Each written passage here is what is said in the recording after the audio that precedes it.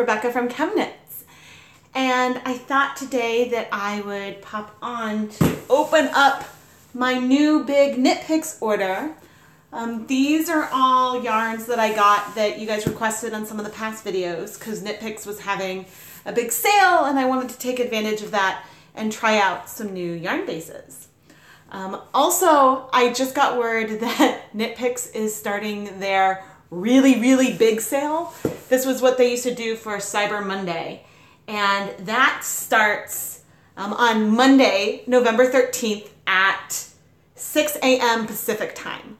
So that would be about 9 a.m. Eastern time, and you know that I am going to be ready to jump on and see what they've got. And there might be a lot of over dyeing in our future. But for more details, you can see I have a link to the advert in the video description. And I guess disclaimer, I am a KnitPicks affiliate. But I've been using their yarns for years, and so I like sharing them with you. So what I really like about KnitPicks versus some of the other really great suppliers of bare yarn is that you can buy single skeins of yarn. So you don't need to commit to a pack of 10 or 20 right away. You can get one to try out. When you do order in bulk, you get, with KnitPicks, you get 15% off the list price. So that's why at the 15% off sale, I took advantage of buying a bunch of yarn that I don't normally use in my videos. Like there's sometimes I'm like, oh, should I get a whole 20 pack? But that's expensive. And so, ooh, oh yeah.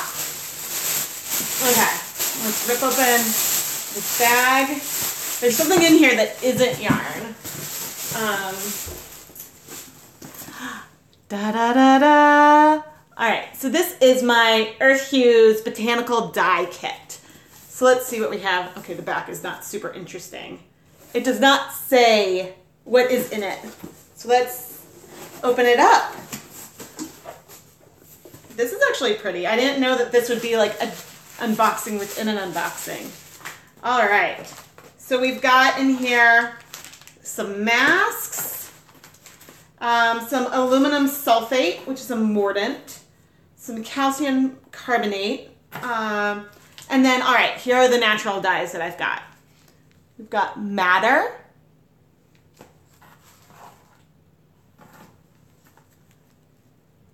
Kutch, I guess is how you would say that.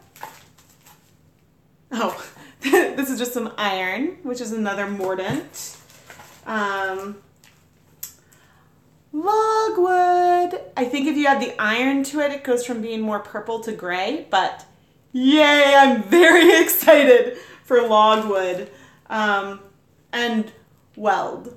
So I don't know a lot about these dyes yet, but I hope to play with this kit. I also have an indigo kit that I want to play with, but I figured that this was a nice, easy way to start looking at some natural dyes.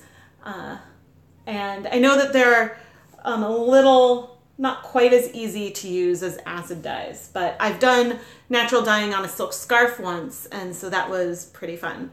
I did that, it was just like a class that I took. But at the bottom of the box, you can see some of these hues that maybe those are hues that we'll get from this. I don't know, we'll find out. But I'm very excited about that. All right, now to the ooh, okay, now to the yarns that I bought. I bought 2 more sock blanks, in part so I can have some buffer in case I mess up someone's yarn when I'm dyeing for the sock blank special, because I'm going to be trying to dye some specific colors for people, but also so I have some more to just play around with. So I got 2 of those. Okay, so in addition to the 15% off sale, Stroll was 20% off, I think. So I got this Stroll fingering in this like kettle dyed gray. It's their hand painted yarn, and I thought it would be really fun to over dye like a commercial line of hand painted yarn.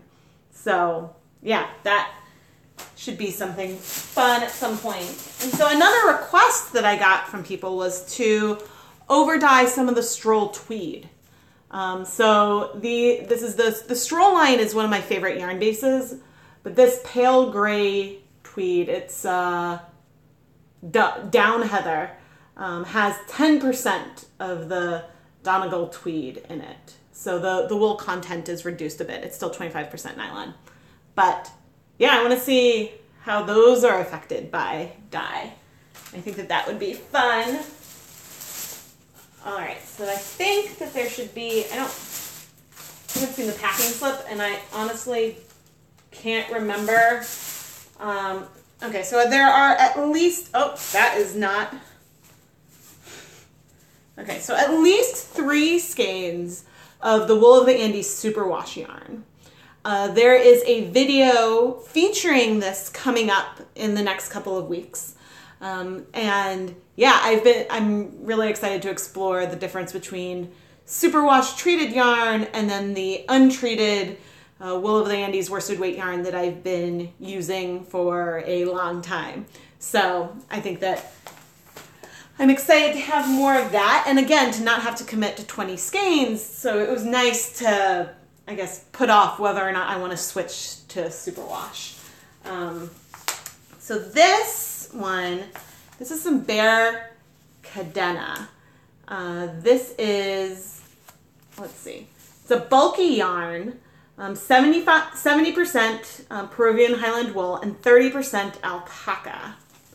So I haven't yet dyed any alpaca, I don't think. I have some 100% bare alpaca in my stash already, and so I'm curious.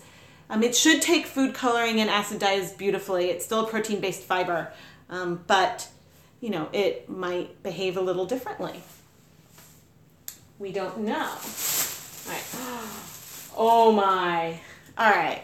So this one was a bit of a splurge for me. This is luminescence lace yarn. It is 100% silk.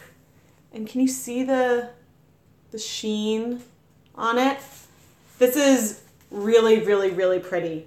Very soft, but it was also very expensive. I think that this was $24 full price.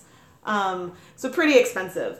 Before I dye this, I got from Dharma Trading Company some silk scarves that were like, you know, $1 or $2 each, so I can play around a little bit so that way if silks absorb the break differently with food coloring or acid dyes, then I can have a bit of a heads up before I dye this so I can know what to expect. But this was one that was requested by multiple people, so it will be featured in a dyeing video at some point. I also got some requests for Lindy chain. This is a 70% linen, 30% cotton blend yarn. I haven't ever dyed anything with linen content before, so now I have some to play with. What is this one? I got a lot of different, okay, this is Galileo. It's a sport weight, 50% merino wool, 50% viscose from bamboo. So it's sport weight, and did I only get, I guess I only got one of them. But yeah, that should be cool. I wonder, I don't think I had a plan of what dyeing experiment I wanted to do with this quite yet. Let me know if you have any specific requests for any of these yarns.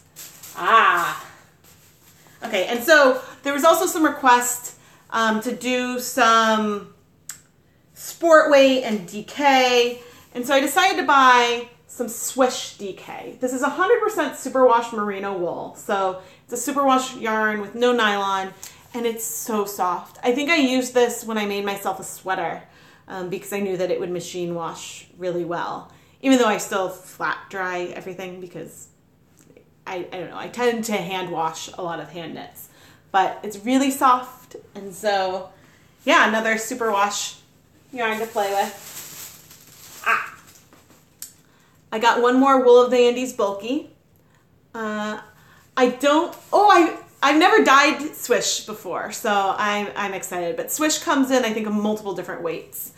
So I got some Bare Wool of the Andes bulky yarn, just to have around. Sometimes it's useful to have these because I'm like, ooh, I really need bulky yarn in this color. And so now, like, having some Bare on hand means I can just run to my stash and dye the color versus making an order.